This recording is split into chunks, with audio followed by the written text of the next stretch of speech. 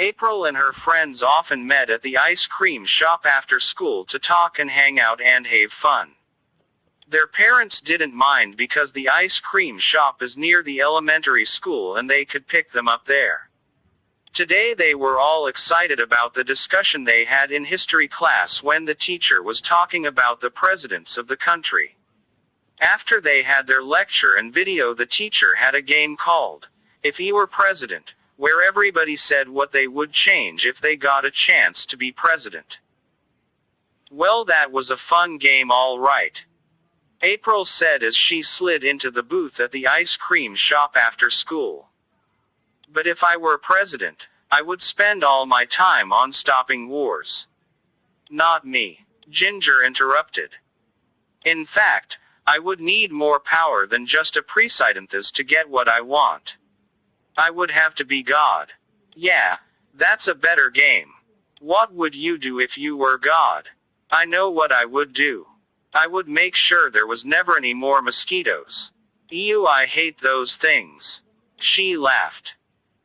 Well, if I were God, I would get rid of all the governments and have one government run by me, Susanna said, staring off into space. And if anyone didn't obey, I would just wipe out their country. That would put an end to all the wars and that stuff. Just then, April's little brother Stevie walked in, which meant their mom had dropped him off and would be back shortly to take April and Stevie home. Stevie was 7 years old. He sat down and listened to the game.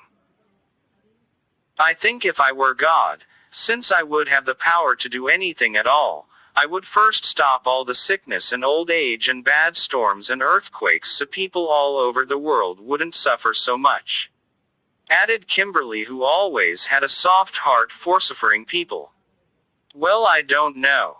It seems to me that if everyone was a believer, we wouldn't have so much trouble with sin, so maybe if I were God, I would just force everyone to be a believer and then there would only be one world religion, April said, daydreaming about how that would be. Don't you think God would do that if he could, April? Ginger said. But God is all-powerful. I wonder why he puts up with lost people and just doesn't wipe them off the face of the earth in one wave of his hand and end all the sin and killing and awful sins people do. April responded, knowing she was unsure of what she was talking about and trying to remember if the answers to these questions had been covered in Sunday school. Well, my uncle was lost until he received Christ last month. If God had wiped all the lost people before that, he would have gone to hell, but now he is going to heaven, so I am glad God didn't do that, and maybe that is why he is waiting, Ginger said emotionally, because she loved her uncle and all of her family.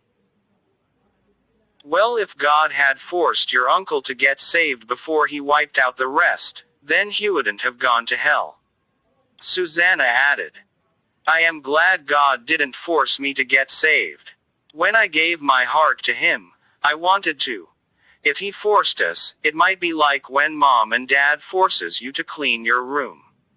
You do it, but you resent them for pushing you around. I don't think God pushes people around, Ginger said. Well, he could if he wanted to, April reminded everybody. You know what I think God would do if he was God. Stevie suddenly interrupted and everybody laughed because of how he said that. I think he wouldn't be all bossy and make anything change, but I think he would come down from heaven and become a human so he can save the lost people, because he created them to be his family, and I know mommy and daddy would do anything to save us if April or I were lost. They would even give their lives to save ours. Everybody stopped talking and just stared at Stevie. He may not have even known it, Buddha hit on exactly what God would do to save his children. Not only is that what God would do, Stevie, said Kimberly, that's what he did do. What do you mean? I was just playing the game, the little boy wondered. She means that is what God did, when he came down as Jesus. He gave up his throne and of his powers and all of his kingship to become a poor human baby. Then he grew up here and became a teacher to teach us about heaven. And then he went through everything we go through so we know he understands it all.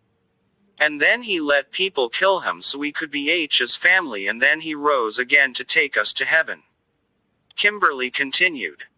Wow, I feel foolish for thinking he would do anything else. I should have known that. Ginger said softly and humbly. Me too, Susanna added, looking down at her ice cream. Stevie, how did you know all that? Well, Stevie said, not knowing he had said anything smart at all. I do listen in church and Sunday school. Well, girls, April laughed. Sounds like we need to do less gossiping and flirting and giggling in Sunday school and do some listening. Yeah, April, Susanna agreed. Then maybe we won't find ourselves being shown up by a 7-year-old about how God really thinks and feels about things. April and Stevie's mom came and they went home to think about the conversation, but Stevie walked out feeling about 7 foot tall because he learned something about God and it was right.